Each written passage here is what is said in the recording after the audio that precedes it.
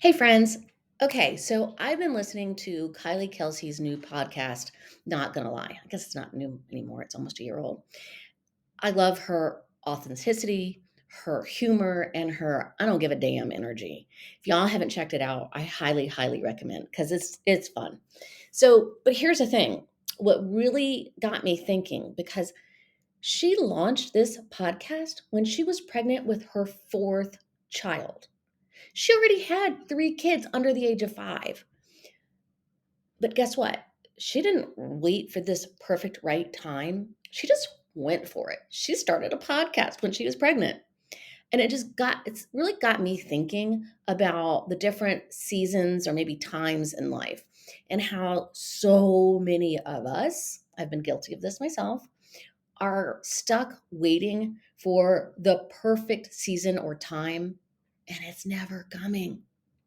We always tell ourselves these little stories like, oh, it's just not my time yet. I'm going to wait until, so and so is in middle school, or I'm going to wait until this project is finished, or I'm going to wait, da da da da.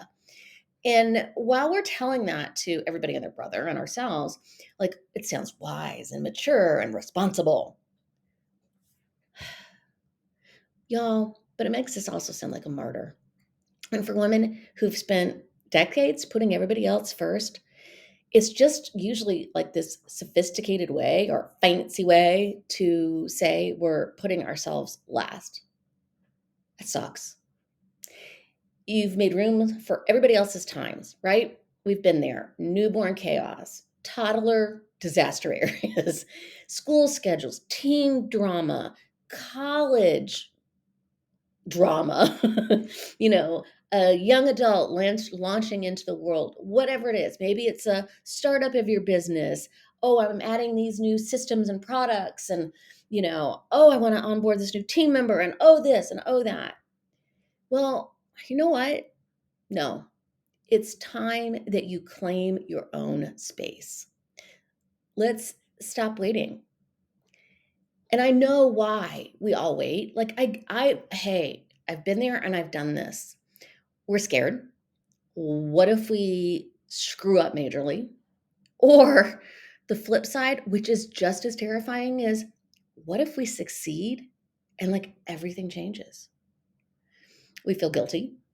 Like we feel like we're being selfish to want more. We maybe don't know what we want.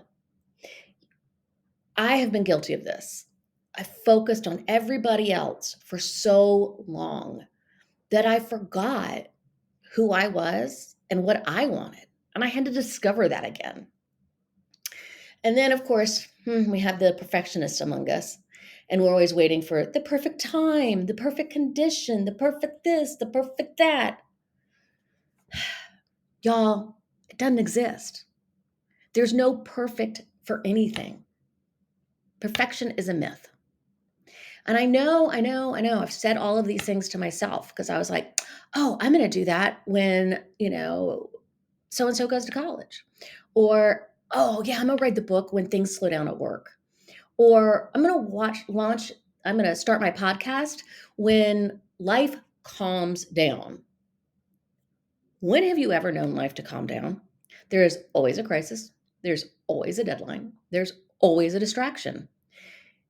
This idea of a perfect time is just a myth. It is false advertising. And when I stopped waiting, I found out a couple of things.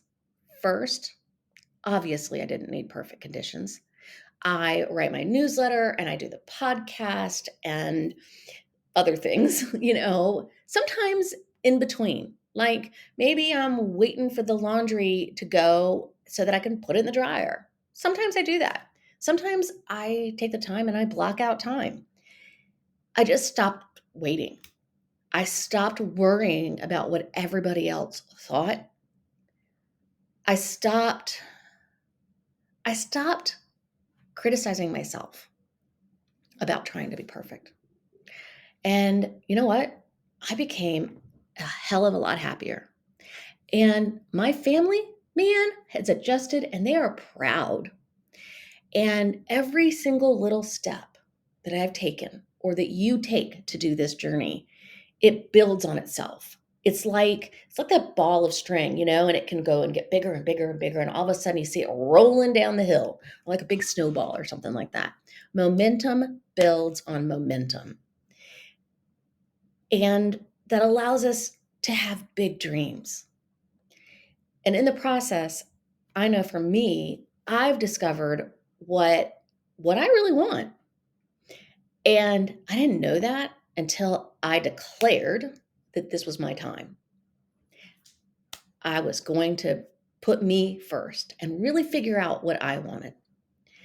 It's not like you can't put it on your calendar, right? And go, yes, on this day in October, I'm going to declare myself. You can't do that. That's like stupid. But what you can do is kind of have a conversation with yourself, maybe your team, your spouse, your family, and go, okay, guys, I'm doing some things for myself. It's time. I need to do things for me. I need to make space for me again. Kylie Kelce didn't wait for space to appear. She made the space. She made the time because it mattered to her. And you can do the same because I have done the same. So I know it's possible. This isn't about adding more. We're not doing that. We're about taking time for something that is 100% yours and nobody else's. So stop asking for permission or waiting for permission. Stop waiting for the perfect time and decide and declare, this is it. This is me and it's my time. You know how I like to give y'all little challenges, or some people call it homework. I call it a challenge every week. Well, this week, I want you to ask yourself, how can I make this my time?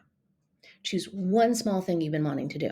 Maybe you've wanted to learn to play pickleball. Maybe you've wanted to crochet. Maybe you've wanted to write that book, learn a new language, whatever it is. Just pick one thing and do it.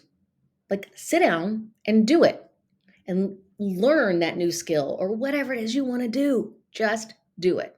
It's going to be messy. It's going to be imperfect. And it's going to be happening in the middle of everything else in your life. But it's going to bring you joy, because women who live their dreams, they don't wait for the perfect season. They are planting little seeds one at a time in the space and the time they're in. All right, y'all. Bye.